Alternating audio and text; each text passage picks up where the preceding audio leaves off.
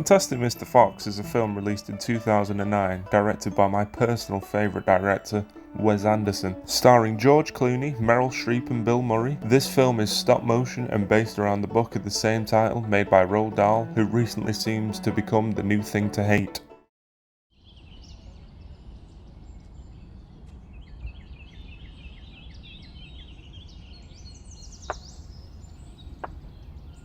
As already established in my little monologue, this film is based on the 1970 novel by Roald Dahl. The film had a troubled production with the project starting in 2004, with Tim Burton actually being attached to the project, but later on giving it up, which lets our directors of Wes Anderson and Henry Selick enter the fray. A collaboration between Wes and Henry Selick seemed like a good one, as they had both just worked on The Life Aquatic together, and seemed like a match made in heaven, right up until the studio that held the rights, Revolution Studios, actually went bankrupt, therefore putting the project into developmental hell. All up until 20th Century Fox decided to pick up the project, with Wes and newcomer to the production Mark Gustafson getting involved later on in 2007 and aiming for a 2009 release.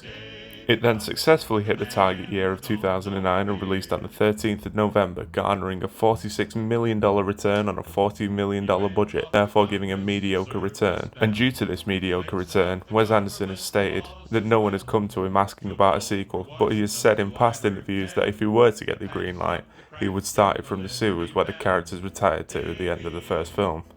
The film's mediocre return therefore meant that less people would have seen it in a cinema, but it had a resurgence of popularity made through the home release on DVD and even later making it onto Disney Plus and Netflix.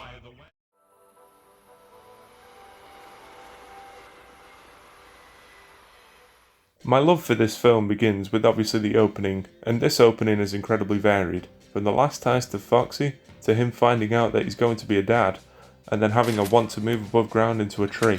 I don't want to live in a hole anymore.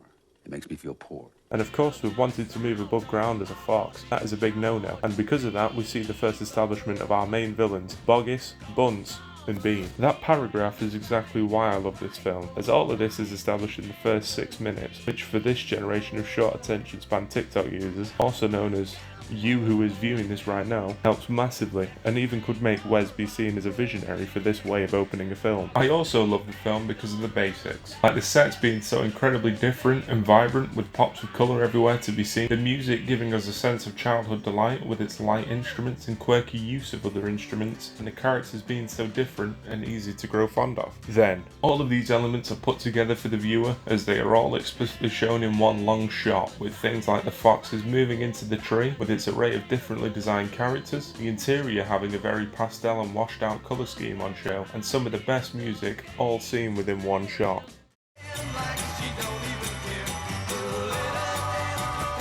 When watching this film, it gives me flashbacks to my childhood, from going to my nana's every other Saturday, to going to central Manchester with my great-grandma, and for some reason, going on holiday to Spain.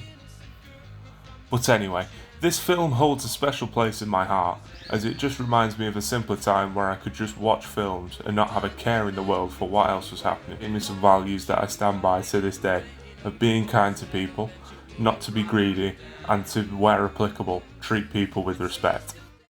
So, to round off this entire review/love letter to Fantastic Mr. Fox, I see it as a great film with great core values and beliefs, and a gem of an animated film that only very recently got the flowers that I think it deserved back in 2009.